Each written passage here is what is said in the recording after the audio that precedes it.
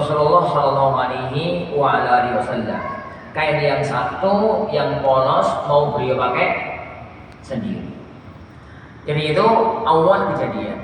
Setelah dibeli dua-duanya, beliau Abu Jaham itu menghadap sama Rasulullah Shallallahu Alaihi Wasallam dan menghadiahkan kain yang bagus, kain yang bercorak, yang bermotif tadi kepada beliau Sallallahu Alaihi Wasallam. Ingat ya, di zaman beliau Sallallahu Alaihi Wasallam, dunia tekstil itu masih amat sangat sederhana. Ingat 1400 tahun yang lalu, 1400 tahun yang lalu, dunia tekstil itu masih amat sangat sederhana. Pakaiannya orang Arab di zaman itu adalah kayak pakaian ihram.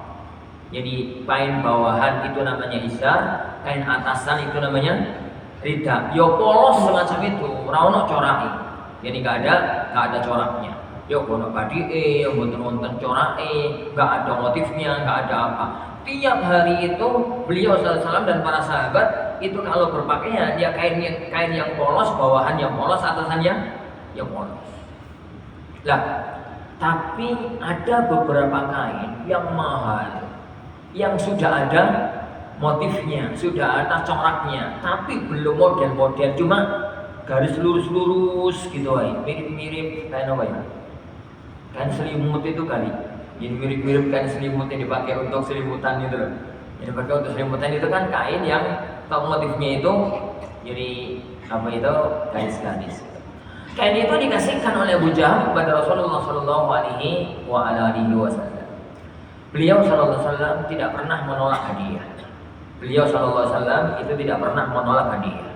Selalu menerima hadiah apapun wujudnya, apapun bentuknya.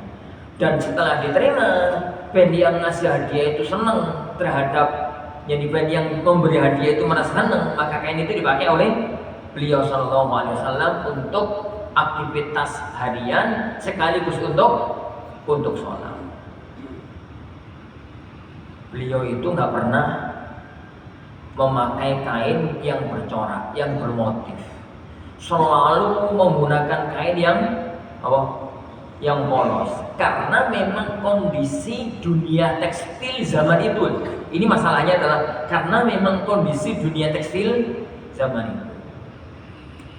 Lah, tengah-tengah sholat itu beliau sempat mencermati coraknya. Tapi mon kayak ini corok gitu. Tengah-tengah sholat itu beliau sempat nggak khusyuk, beliau sempat nggak fokus, beliau sempat terlenakan dalam sholat dengan corak kain yang beliau pakai. Beliau lanjutkan sampai selesai salam. Setelah selesai salam, beliau itu ngomong sama keluarganya, tolong kain ini bawa ke Abu Jaham lagi. Yang diserahkan ini ke Abu Jaham, tapi minta kain yang satunya, biar kain yang satunya saja yang saya pakai. Yang kain ini biar dipakai oleh Abu Jaham, karena tadi tengah-tengah sholat beliau itu kain ini menyibukkan aku, melalaikan aku, membuat aku nggak khusyuk di dalam sholat. Itu kejadian yang ada dalam hadis ini. Apa yang kita ambil faedah dari hadis yang mulia ini? Apa yang kita ambil faedah dari hadis yang mulia ini?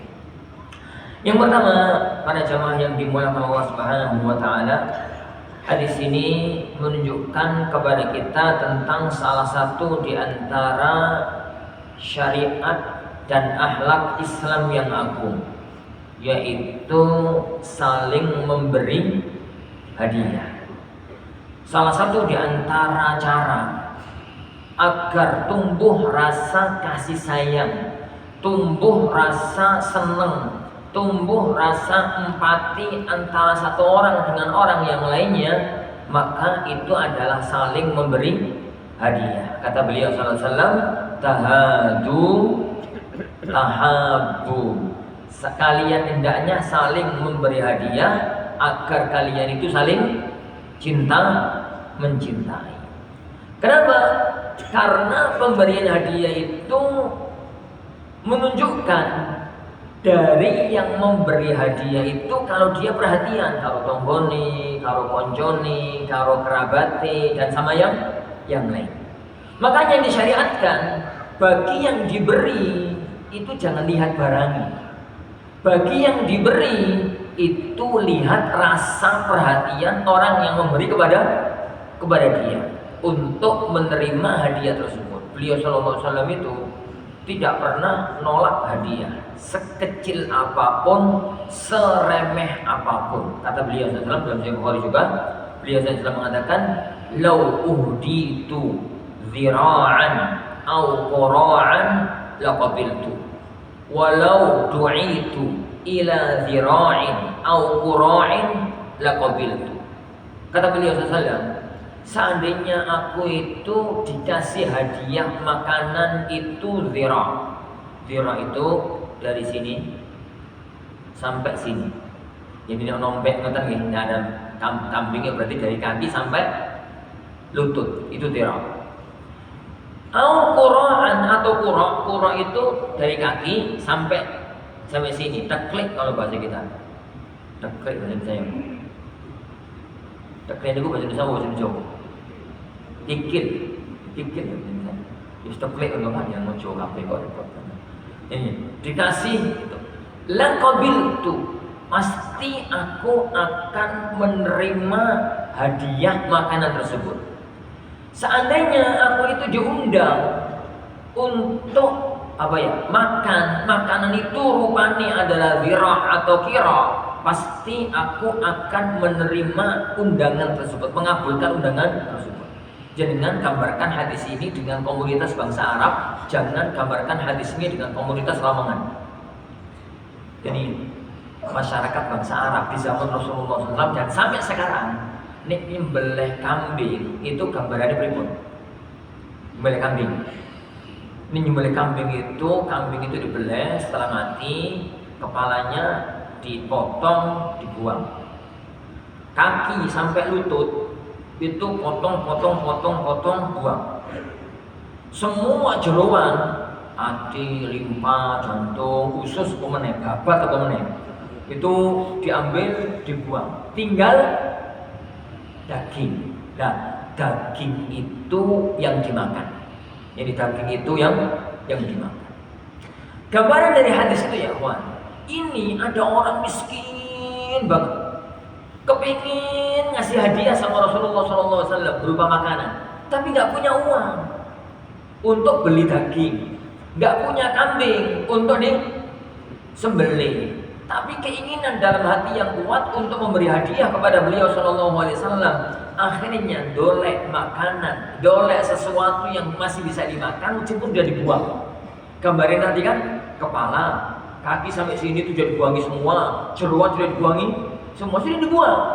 Tapi kemudian oleh orang itu diambil ziroknya, diambil kuroknya, lalu dimasak jadi makanan. Itu kalau di negeri kita gambarannya apa gitu?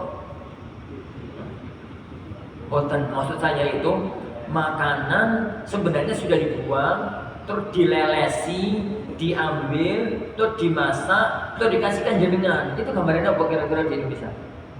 Di Jawa, di Lamongan. Oh no, saya kok cari-cari gambarannya gak ketemu sama sekali. Ini tempe betul loh. Oh nih,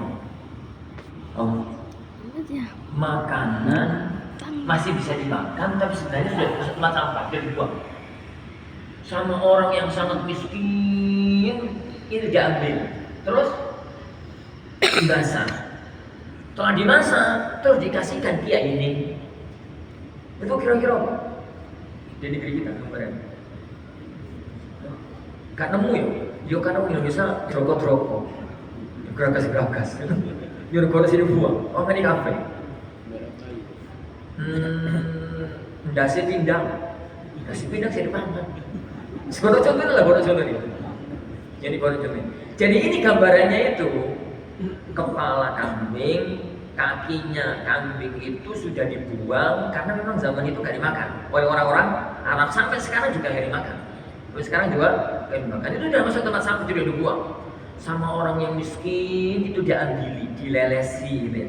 Kemudian dimasak jadi makanan. Bagaimana juga kan kaki itu seono dagingnya tapi kan nyerat-nyerat itu, daging sing alot-alot itu loh.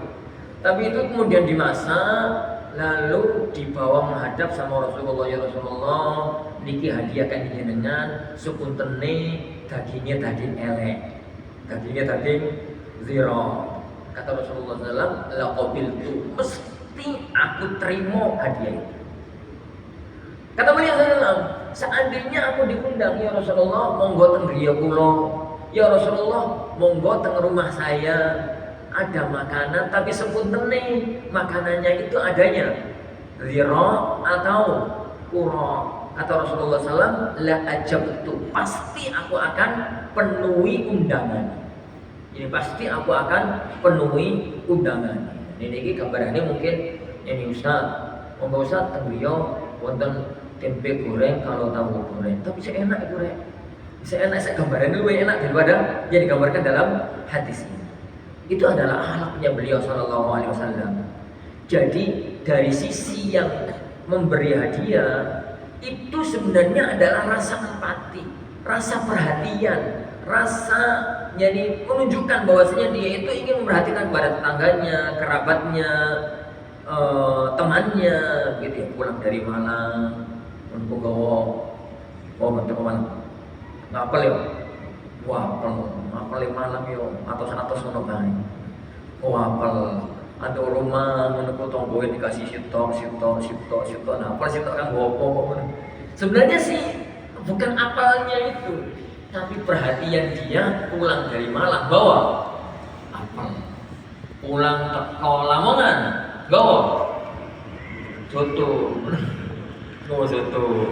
pulang teko Babat bawa wingko, ya kok sih sitok tetangganya punya tonggo pintu itu dikasih apa semacam itu. Itu dari sisi yang memberi. Dari sisi yang diberi, jangan pernah lihat wujud barangnya. Lihatlah orang ini jauh-jauh dari sana harus capek-capek bawa, mungkin dia juga nggak punya uang, kemudian memaksakan diri untuk membeli makanan itu, ini agar bisa memberikan kepada tetangga kanan dan kirinya. Makanya Rasulullah SAW mengatakan tahabu, hendaknya kalian itu saling memberi hadiah, niscaya kalian itu akan saling cinta mencintai. Niscaya kalian itu ini akan saling cinta mencintai. Nah, para jamaah yang dimuliakan Allah Subhanahu wa taala, kecuali hadiah ini bernuansa riswah, bernuansa suap, itu bukan